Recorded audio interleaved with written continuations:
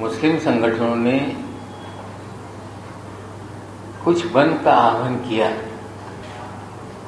जिसको लेके मुस्लिम इलाकों में बंद रहा और राज्य के 3 शहरों में कुछ पथराव की घटना हुई, जिसमें विशेषकर नांदेड़, मालेगांव और अमरावती शहर में इस तरह की घटना हुई और पुलिस ने उसको पूरी तरह से नियंत्रित किया। जिन लोगों ने ये घटना अंजाम दी थी या इसमें जो लोग इन्वॉल्व थे पत्थरबाजी में या हुल्लड़बाजी में, पुलिस पे पथराव किया लोगों ने, ऐसे सभी लोगों को लेकर पुलिस ने एफआईआर दर्ज करके गिरफ्तारी शुरू करने का काम किया है। एक खबर आई कि मालेगांव में राष्ट्रवादी कांग्रेस पार्टी के एक नगर सेवक पे भी एफआईआर दर्ज हुआ है। उसमें सच्चाई ये है कि 2014 में जो मुफ्ती साहब आज वहाँ के एमएलए हैं, 2019 में चुनाव जीते हुए एमआईएम से, उससे पहले वो जन स्वराज पार्टी के विधायक थे और 2014 के चुनाव में उन्होंने राष्ट्रवादी कांग्रेस पार्टी के सिंबल पे चुनाव लड़ा था। 2017 में जब महानगर पालिका के चुनाव हुए तो उनके साथ जो नगर सेवक या उनके साथी पार्टी में आए थे वो हमारी पार्टी से उन्होंने चुनाव लड़ा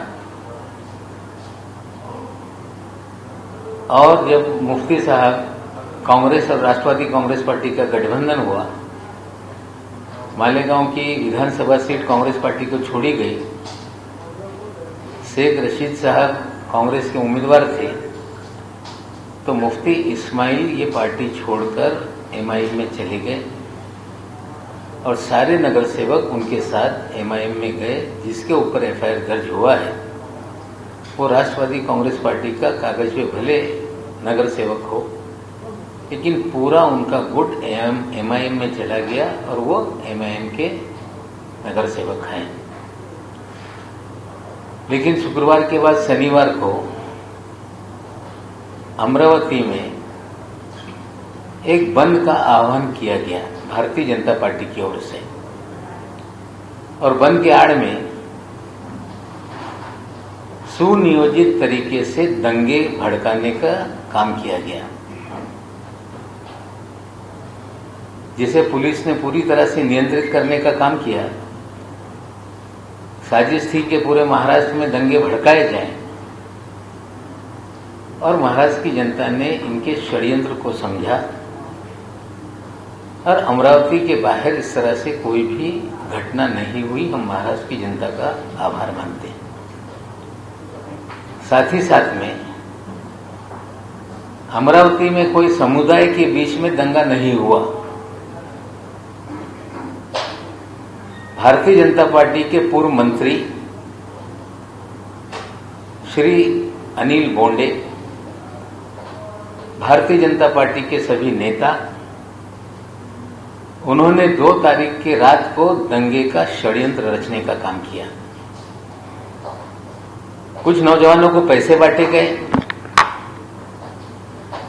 कुछ शराब बांट के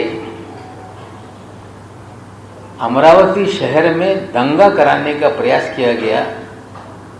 पत्थरबाजी हुई, दुकानों को आग लगाने का काम किया गया और पुलिस जांच में सारी सच्चाई सामने आई और उन पे कार्रवाई शुरू हुई है।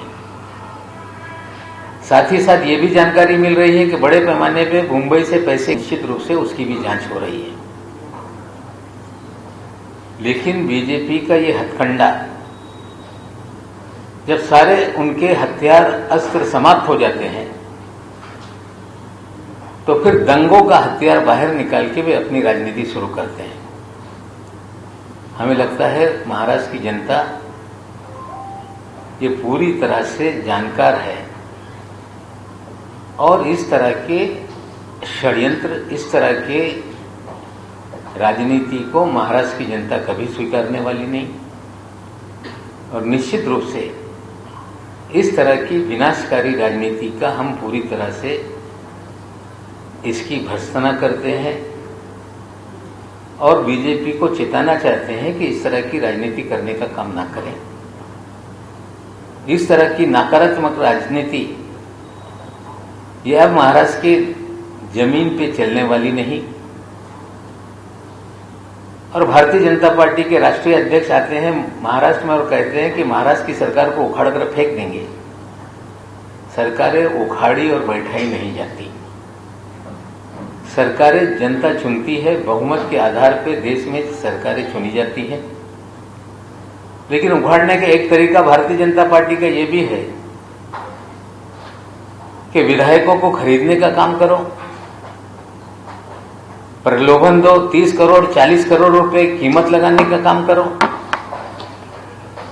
और ये सारा खेल पैसे से खरीदने का लोगों ने गोवा में देखा, कर्नाटक में देखा, मध्य प्रदेश में देखा।